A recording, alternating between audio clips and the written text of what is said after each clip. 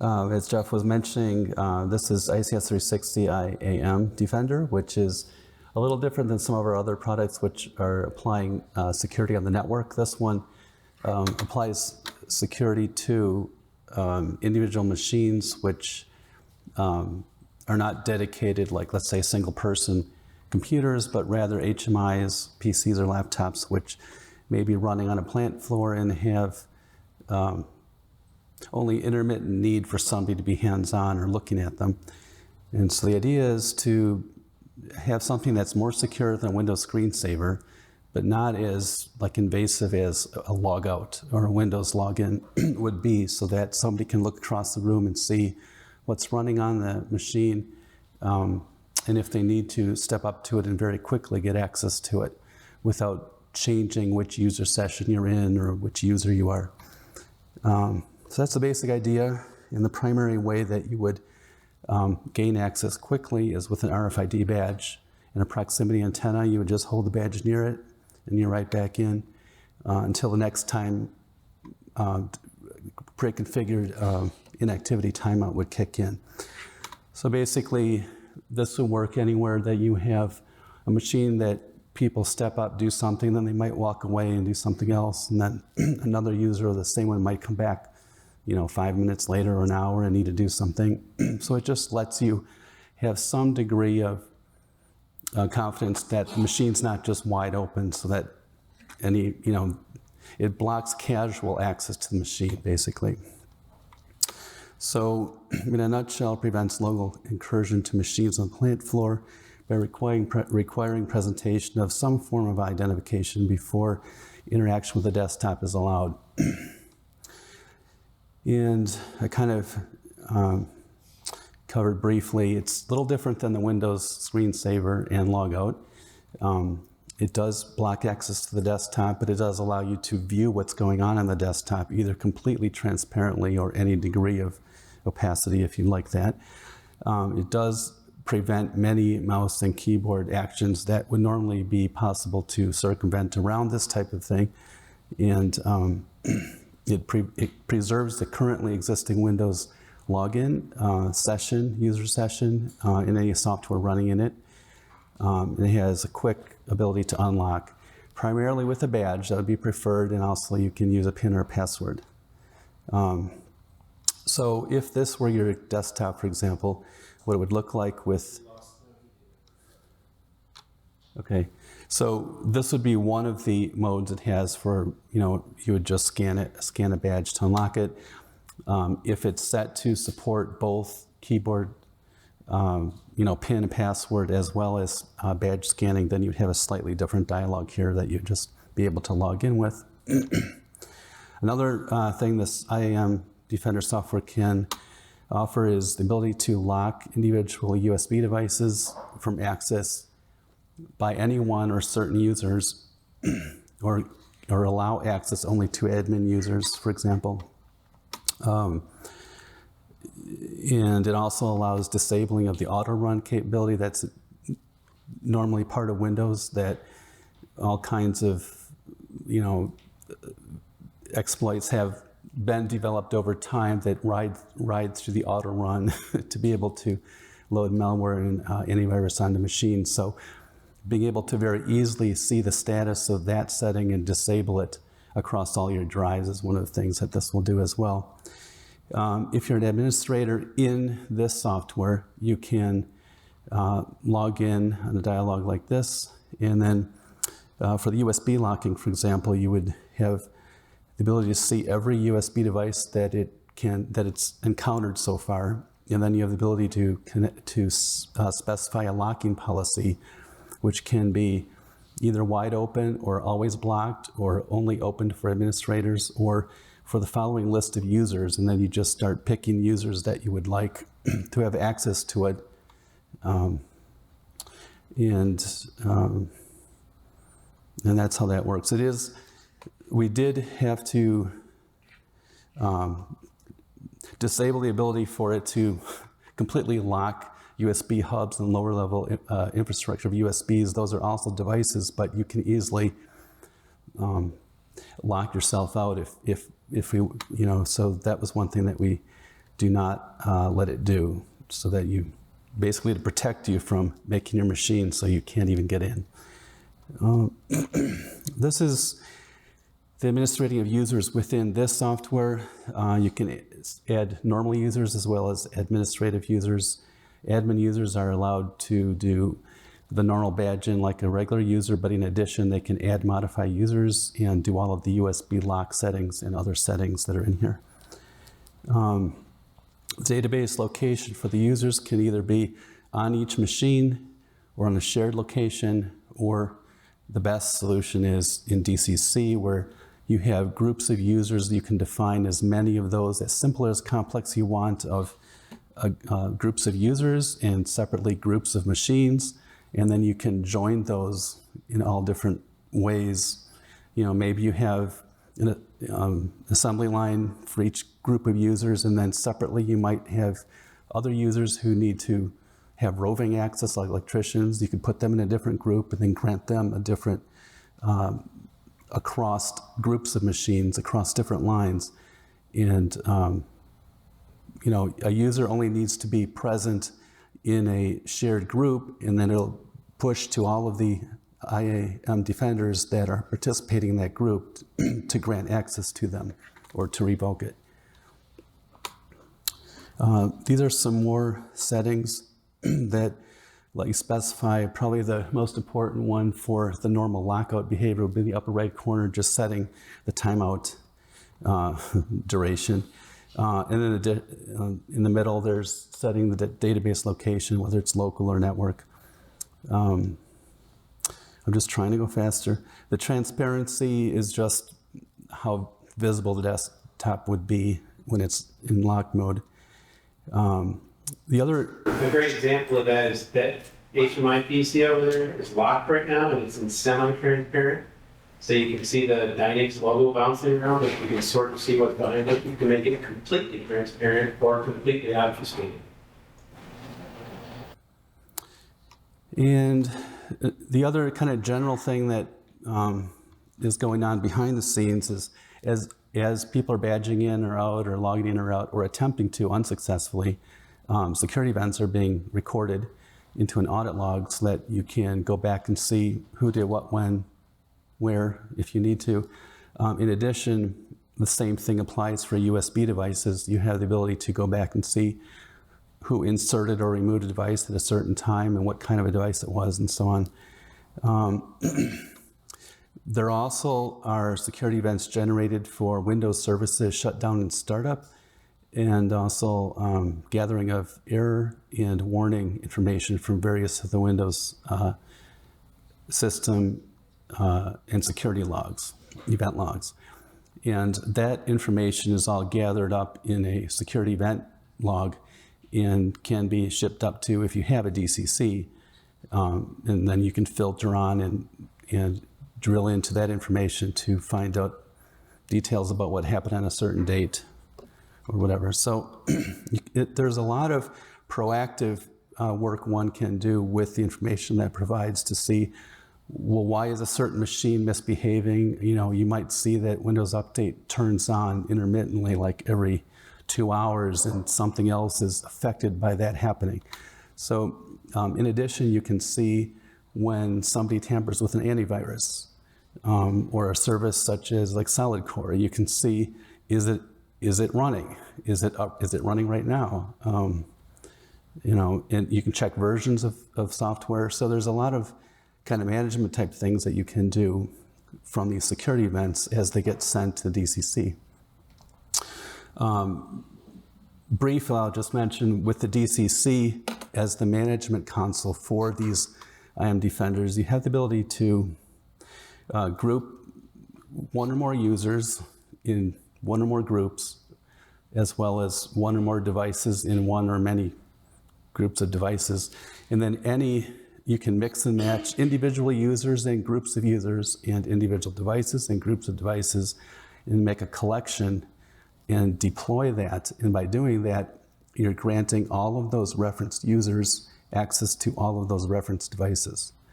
And if you remove a user and redeploy it, it'll remove them from all of the devices in one step. So it makes managing access to these machines running IAM Defender, pretty easy to do that.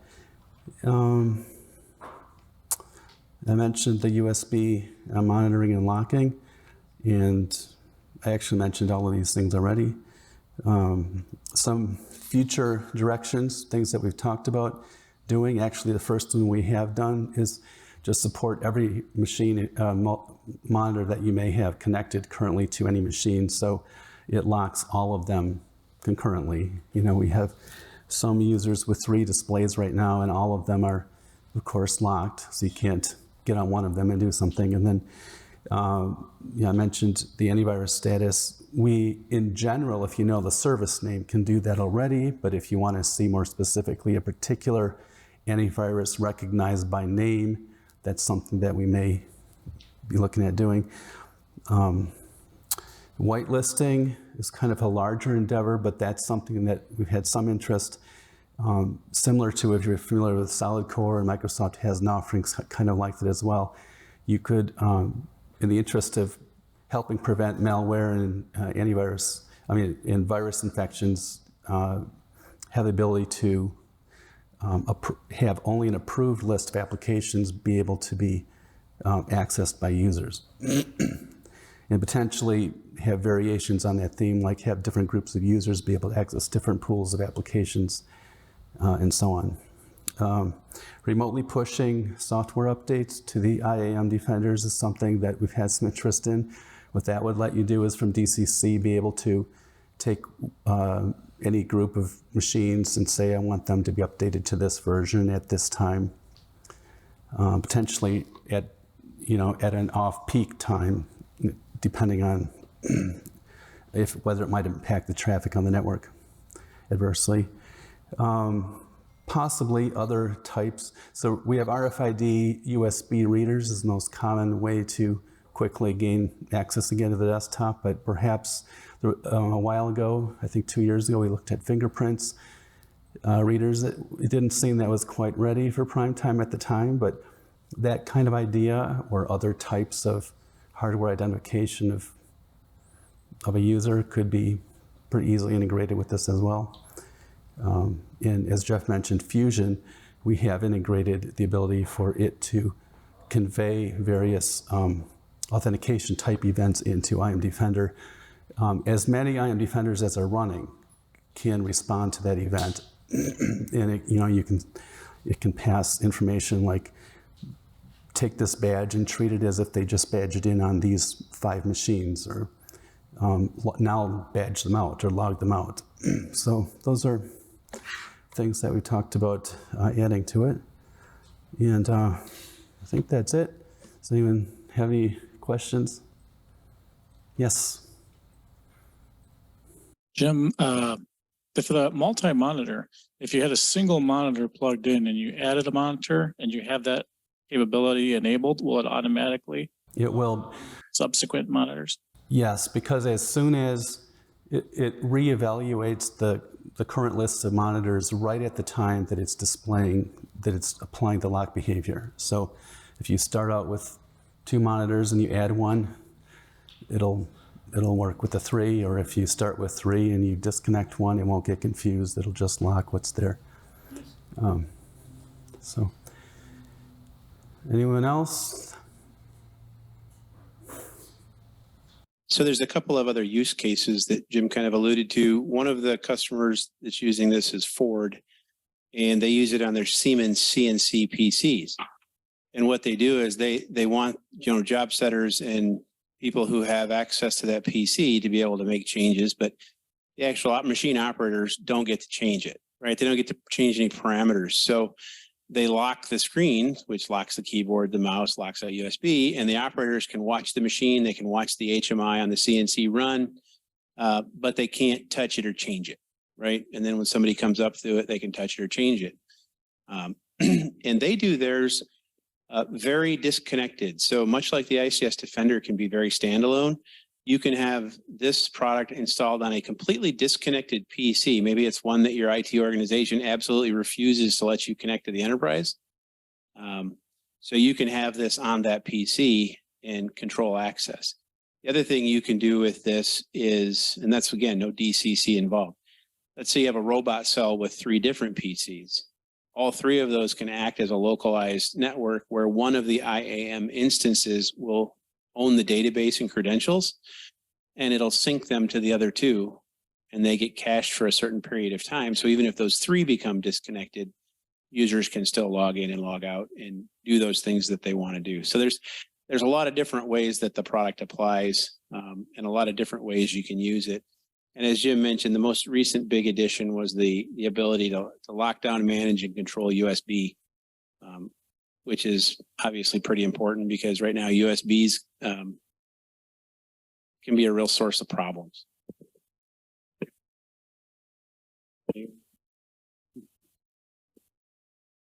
On solid core, what's the plan for solid core based on it being solidified or unsolidified? So currently, there's the generic ability to see statuses of services, of which that is one. But there is nothing specific yet for solid core. We've had some requests for kind of more tightly integrating the ability to not only see the status, but also interact with the status. Like if somebody forgot to bring it back up, or if they forgot, if the whitelist is stale, regenerate it. Those are not things that we have done yet, but those are the kinds of ideas that, we've talked some about doing. So if there's enough interest in that, or... And also unified write filter, any status or any control over that? Filter what? Unified write filter, 110 IoT. Not that we've discussed, but it's possible. So this is more based off of what Jeff was mentioning about being able to use a single cell, multiple machines, and an authentication database. What if the hosting database goes offline? Can those other machines, do they cache the credential database?